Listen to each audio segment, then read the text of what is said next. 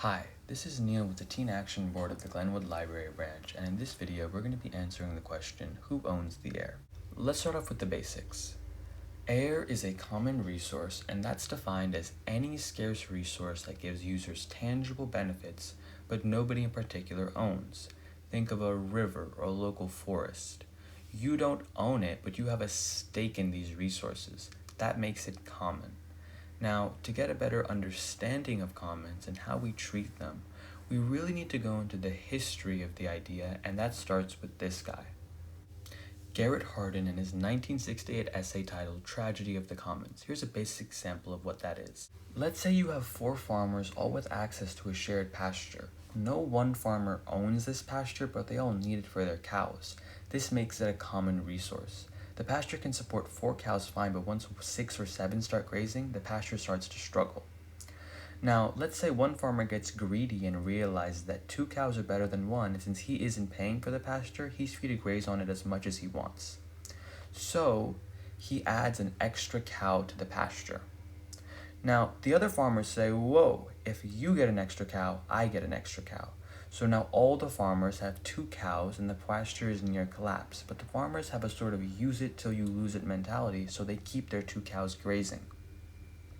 Well, the pasture obviously can't sustain this and it dies. And since the pasture is gone, the cows have no food and they also die. This is the tragedy of the commons. To quote Hardin's essay, each man is locked into a system that compels him to increase his herd without limit in a world that is limited. Basically, people are incentivized to deplete the common in their own self-interest. Now, this is the way people thought about commons for a really long time, that they're prone to exploitation, that they have to be managed by an outside force like a government or corporation. He argued, in fact, that a corporation needed to own the pasture and lease it to farmers so that they'd use it sustainably. People thought that way about commons until this lady came onto the scene. Her name is Elinor Ostrom, and she won the 2009 Nobel Prize in Economics for the development of common design principles, which are basically a set of 8 principles on how commons can be governed sustainably and equitably in a community. Essentially, if the farmers would have employed these 8 rules into the pasture, then there wouldn't have been a tragedy and the common would have been used sustainably. Ostrom basically came in and slam dunked on Hardin with over 30 years of empirical analysis and data on common resources from around the world showing that communities can govern themselves as long as they have the right framework. The tragedy of the commons is avoidable. Now, Ostrom's work primarily focused on natural common resources. Think of stuff like a forest or a fishery or a river. But let's make things more interesting and apply the ideas of common resources to universal healthcare. The first question, is universal healthcare even a common resource? Well, yes, it gives users tangible benefits and nobody in particular owns it. So the question then becomes, is it prone to a tragedy of the commons?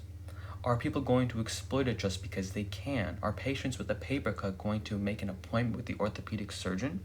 Well, of course not. And there's tons of evidence to back this up from countries all across the world.